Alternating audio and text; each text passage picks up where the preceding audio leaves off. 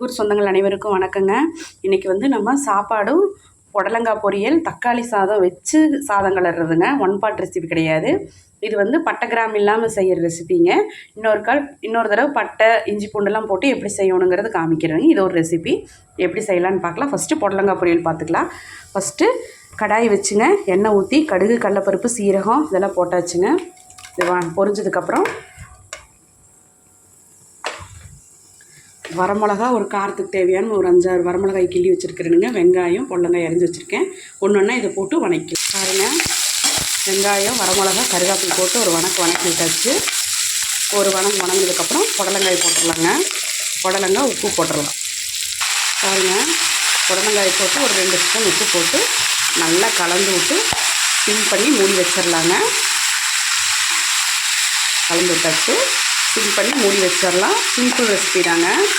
மூடி வச்சு நம்ம தக்காளி சாப்பாட்டுக்கு எப்படி தாளிச்சுடலான்னு பார்க்கலாங்க. நம்ம தேங்காய் ஒரு அரை மூடி தேங்காய் திருவி வச்சுக்கலாம். போட்டால் புடலங்காய் பொரியல் ரெடி. தக்காளி சாப்பாடு எப்படி தாளிக்கலான்னு பாருங்கள். தக்காளி சாப்பாட்டுக்கு 2 பெரிய வெங்காயம், ஒரு கருகாப்பில் எடுத்து வச்சுருக்கேங்க. 5-6 தக்காளி, பெரிய தக்காளியே இருக்கும். அதை 4ஆக கட் பண்ணி வச்சுருக்கேன்.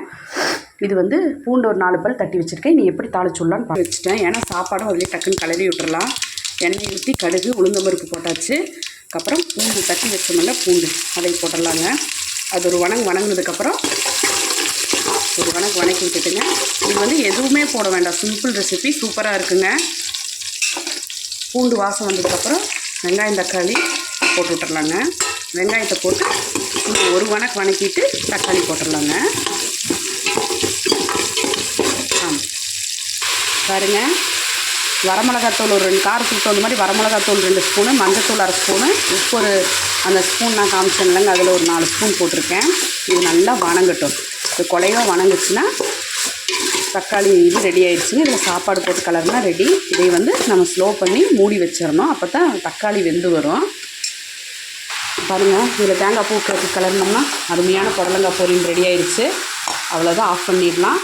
தக்காளி தொக்கும் இது இங்கே ரெடி ஆகிடுச்சு. வணக்கி விட்டாச்சு. இதில் சாப்பாடு போட்டு கலரிட்டு எப்படின்னு காமிக்கிறேன்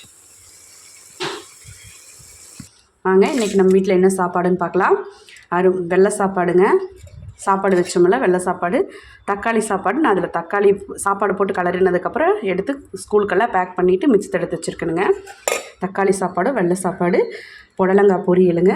ரசம் நேற்று வச்ச ரசமே இருக்குது. தயிர் இருந்தால் போதுங்க. சாமிக்கும் இன்றைக்கி புடலங்காய் பொரியல் தக்காளி சாப்பாடே வச்சாச்சுங்க. இது வரைக்கும் தனுகுரு விலாக்ஸை பொறுமையாக பார்த்ததுக்கு நன்றிங்க. நாளைக்கு இன்னொரு சமையலில் பார்க்கலாம். Thanks for வாட்சிங்க.